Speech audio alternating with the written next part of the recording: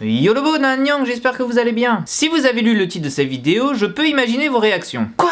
On veut tuer Jimin? Ou alors quelque chose comme ça.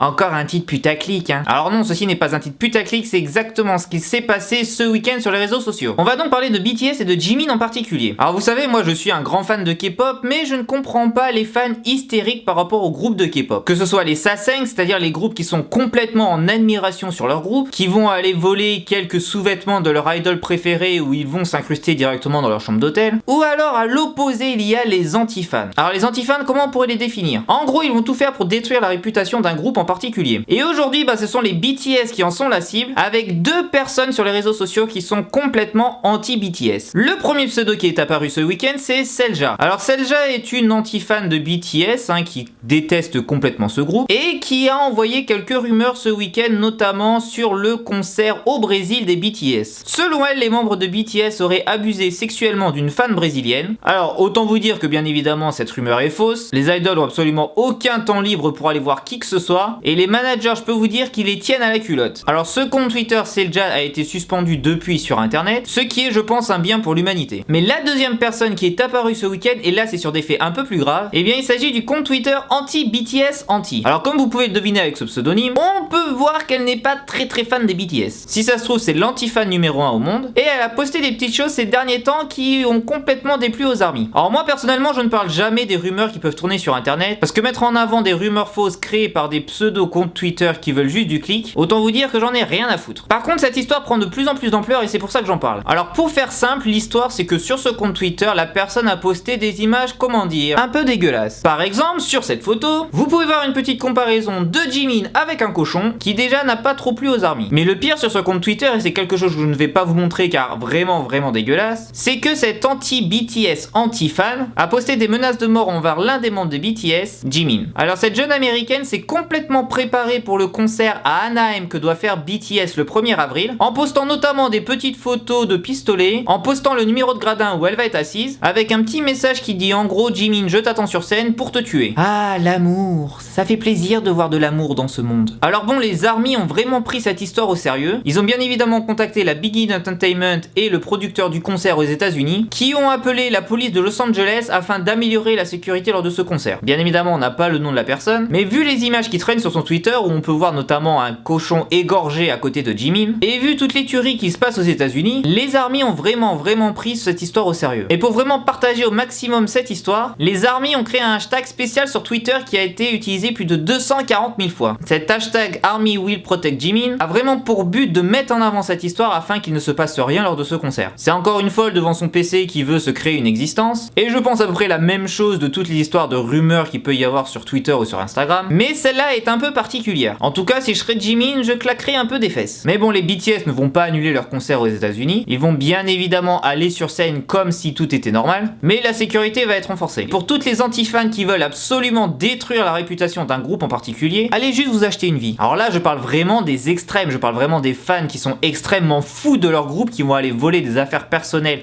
aux membres, ou juste les anti-fans qui souhaitent la mort d'un membre. Voilà, c'est vraiment quelque chose ce week-end qui a beaucoup tourné sur Séoul et sur les réseaux sociaux, et je voulais un peu partager avec vous cette histoire et vous donner mon opinion. En gros, ne partagez jamais les rumeurs qui peuvent y avoir sur des groupes, ça ne fait qu'amplifier l'histoire et ça ne fait que mettre en avant la personne qui a créé cette rumeur. Et plus vous allez la mettre en avant, plus cette personne va avoir de la joie, va avoir de l'extase et va continuer ainsi toutes les semaines à créer de fausses rumeurs sur vos groupes préférés. Donc si vous voyez une rumeur en particulier sur votre groupe préféré, oubliez-la complètement, mettez-la aux oubliettes, c'est la meilleure chose à faire. Merci à tous d'avoir regardé cette vidéo, je voulais répondre à une question YouTube, mais vraiment ce week-end ça a été l'actu numéro 1. Merci également à tous les retours que j'ai pu avoir sur l'épisode 2 de la série Un jour une station. Je vais encore un peu améliorer mon matériel pour éviter les tremblements de caméra. Bien évidemment, comme toujours, si vous avez apprécié cette vidéo, si vous appréciez ma chaîne, abonnez-vous. Dès qu'on arrive à 1000 abonnés, je vais faire un énorme concours pour gagner 2-3 albums K-pop. Lâchez un petit pouce bleu, un commentaire pour montrer votre soutien. Je pense tourner vers 4 vidéos par semaine, mais vraiment avec des thèmes différents à chaque fois. Et notamment la grosse vidéo le samedi où je vais visiter une station à Séoul. Ah oui, également, si vous voulez discuter avec moi directement, la meilleure solution, c'est de rejoindre le Discord de la KFM Family. Le lien est tout en bas de la description. En gros, le Discord, c'est comme un Skype. Vous pouvez discuter avec une communauté. On parle de K-pop, de drama, de make-up, de vraiment beaucoup de choses. Mais surtout, on s'appelle entre nous. Ce qui permet à certains membres de me poser directement en vocal leurs questions et je leur réponds bien évidemment. Et vu que j'y suis tous les jours, c'est à peu près le meilleur moyen pour avoir une réponse à vos questions. On se retrouve donc mercredi pour une nouvelle vidéo. Neitashi Mannayan.